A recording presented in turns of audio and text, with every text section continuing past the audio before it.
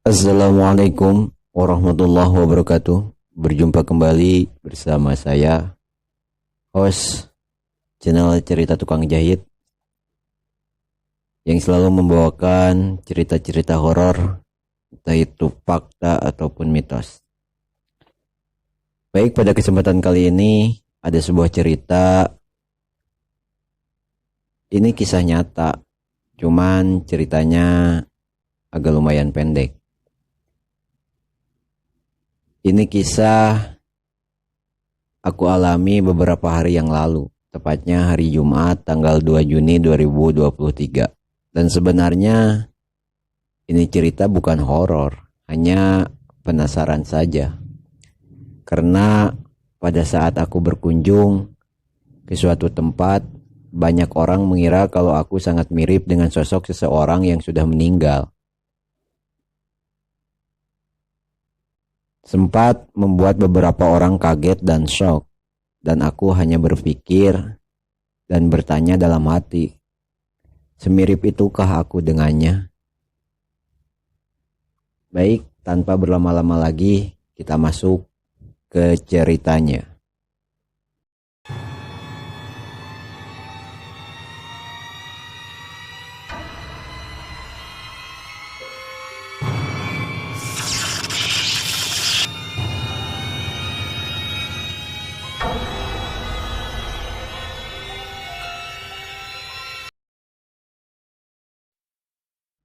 Bermula ketika aku berkunjung ke Bali, ke tempat teman media sosialku yang baru kali ini akan bertemu langsung dengannya.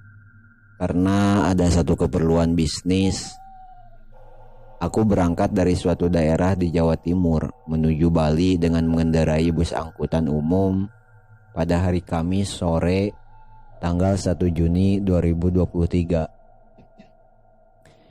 Setelah sampai di Terminal Jember, aku mencari kantor agen busan Bali dan membeli tiket.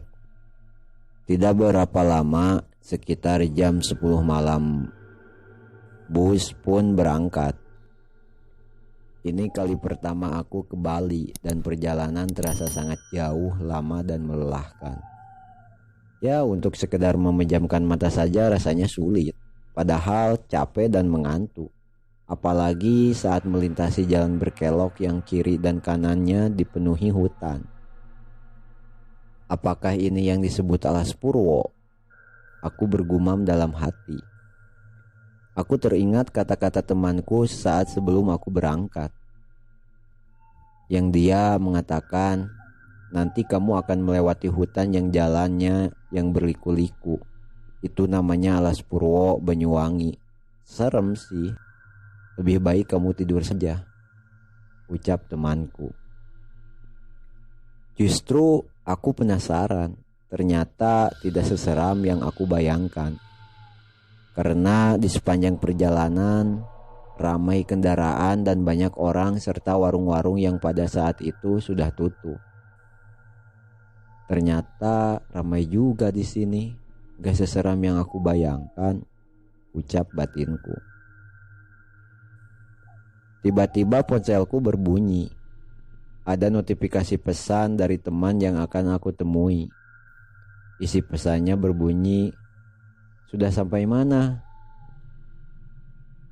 Jawabku, "Sudah sampai di hutan yang jalannya berliku-liku, Mas."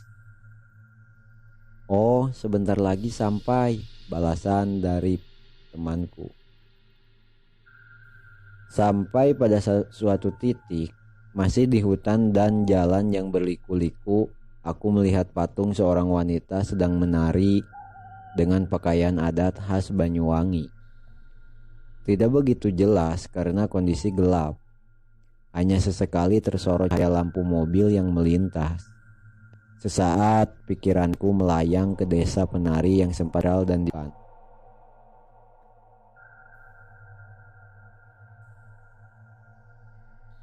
Ternyata perjalanan masih jauh untuk sampai ke pelabuhan Ketapang, menurutku.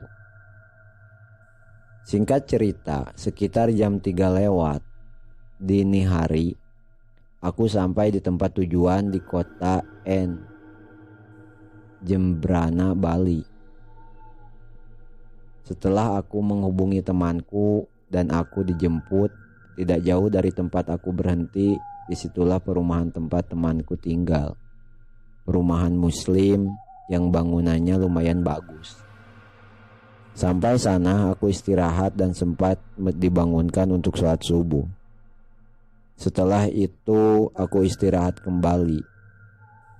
Paginya aku diajak berkeliling ke tempat yang nantinya akan kami gunakan untuk berbisnis. Sempat mampir ke kantor tempat kerja temanku, dan rupanya dia adalah pimpinan di tempat ia bekerja. Ada satu orang bawahannya sempat berkata pada temanku, "Saya kira itu tadi FZ, Pak," ucapnya sambil tersenyum dan memandang ke arahku. Aku hanya tersenyum karena tidak mengerti apa yang ia maksud. Siangnya saat akan melaksanakan sholat Jumat, sesampai di masjid, ada seseorang yang sempat melihatku dengan tatapan seperti kaget. Lalu ia menghampiri temanku dengan memberi salam dan hormat.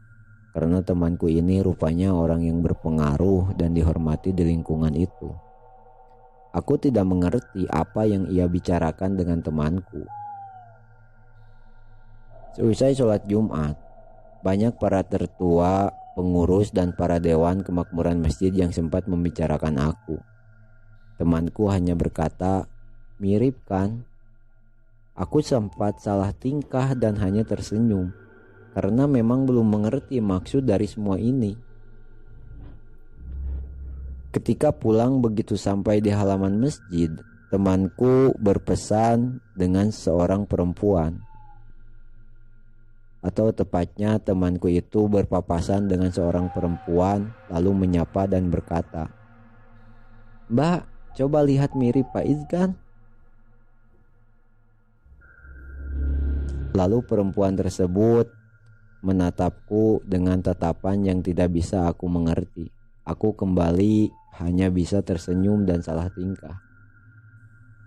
Di perjalanan, aku penasaran dan bertanya kepada temanku, "Mas, siapa sih sebenarnya FZ itu?"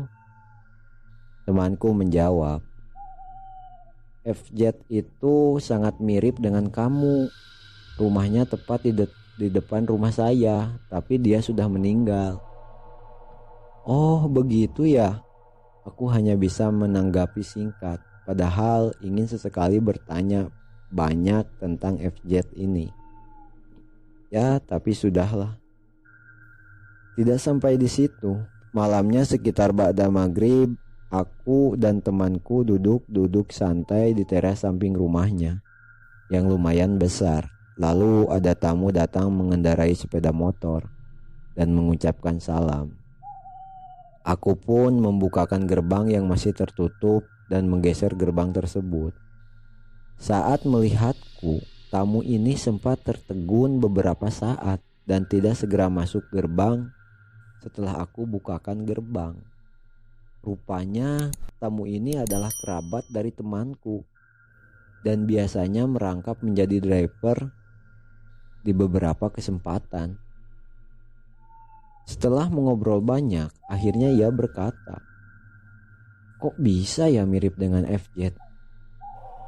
Aku kembali hanya bisa tersenyum tanpa bisa menanyakan tentang FZ lebih jauh dan mengapa bisa semirip itu.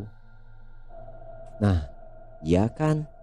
Tahu-tahu tadi di masjid orang-orang sampai kaget dan shock.